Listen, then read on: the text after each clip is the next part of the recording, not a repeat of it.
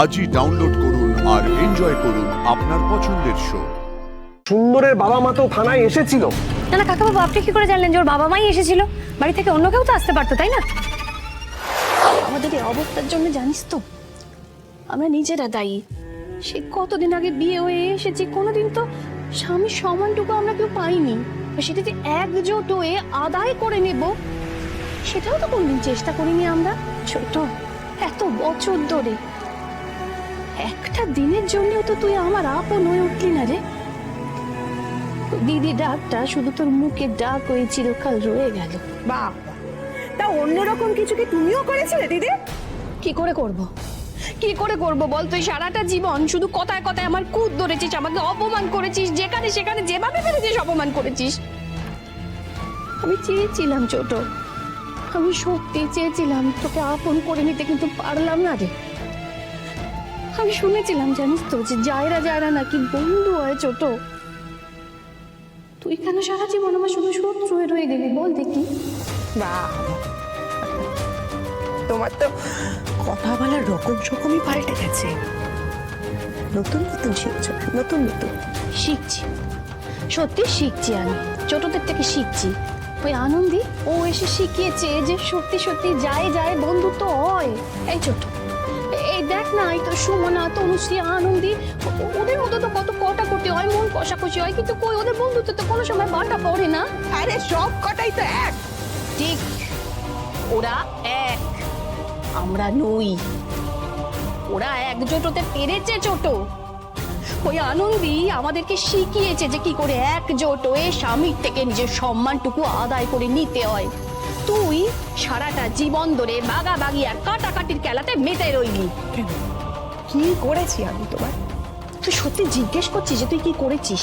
মনে আছে আমাদের বাড়িতে আমাদের মেয়েদের যখন পার্টি হচ্ছিল, তুই সবার শরবতে নেশার জিনিস মিশিয়ে দিয়েছিলি, মনে পড়েছে? আরো বলবো, আরো শুনতে চাই। শোনো, আমি শুধু তোমাকে শেষ করে দিচ্ছি। কি হয়েছে তোর এত হিংসে কেন আমাকে নিয়ে? তুই কি চাস আমাকে বল না, তুই সত্যি করে বল তো, তোর ঠিক কি চাই আমার থেকে? তুই নেগলিস্টে যেতে চাস, তুই হাসপাতালে আসতে চাস, তুই নিজের পায়ে দাঁড়াতে চাস, কি চাস তুই?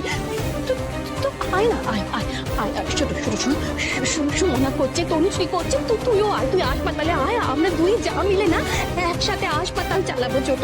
আমার কিন্তু কিছু চাই না, আমি শুধু তোকে পাশে পেতে চাই ছোট। তুমি আমাকে পাশে পেতে, নিজের বাতি নিভে গেছে, সেই দেখাবে আমাকে আলো। একটা কথা তুই ভালো করে শুনে নে ছোট, আমি জানি আমার ছেলে আদি নিজেকে নির্দোষ প্রমাণ করে ঠিক বাড়িতে ফিরে আসবে, আর আনন্দী নিজে তাকে ফিরিয়ে আনবে। আমিও দেখবো। দাঁড়া, আরো একটা কথা শেষবারের মতন শুনে যা ছোট, পুত্র যদি বা হয়, কুমাতা কখনো নয়।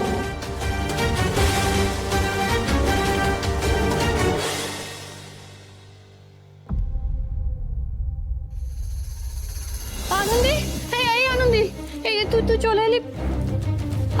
আদি কোথায়? আদি ও বেল পাইনি? নন বেলেবল অফেন্স মা, বেল পাওয়া এত সহজ নয়।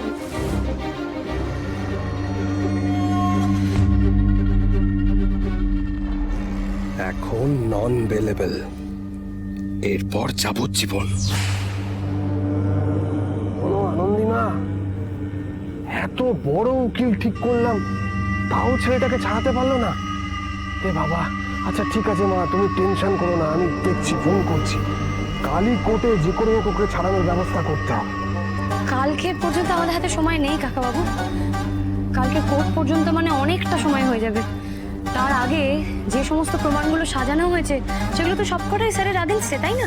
তাই আমাদেরকে এই স্যারের সপক্ষে কিছু প্রমাণ জোগাড় করতে হবে, আর সেটা এখনই করতে হবে। আমি বাড়ির পিছন দিকে গেছিলাম মা, বাড়ির পিছনে ওই বাগানে যেখানে লাশটা পড়েছিল সেখানে দেখতে গেছিলাম, যদি কোনো প্রমাণ পাওয়া যায়। তুমি বাড়ির পেছন দিকে গিয়েছিলে? কেন গিয়েছিলে? কি পেয়েছো সেখানে? কেন গেছিলাম মানে, যে বা যারা অপরাধ করে তারা তো কোনো না কোনো ক্লু ছেড়েই যায়, তাই না? তাই যারা লাশটা রাখতে এসেছিল তারা যদি কিছু ক্লু ছেড়ে যায় সেটাই দেখতে গেছিলাম। পেয়েছো তুমি? তুমি কিছু পেয়েছো? হ্যাঁ পেয়েছি। না না, কি কি পেয়েছো সেটা আমাকে বলো। চুপ করে আছো কেন? আমাকে বলো কি পেয়েছো, কি জিনিস পেয়েছো, বলো আমাকে। আনন্দি বল না রে, কিছু পেয়েছিস তুই? পেয়েছি, বুঝতে পেরেছি যে বা যারা স্যারকে ফাঁসাচ্ছে তারা প্রত্যেকে ভীষণ ধূর্ত, একদম ফুল প্রুফ প্ল্যান নিয়ে নেমেছে, অন্যরকম কোনো ফাঁক রাখেনি।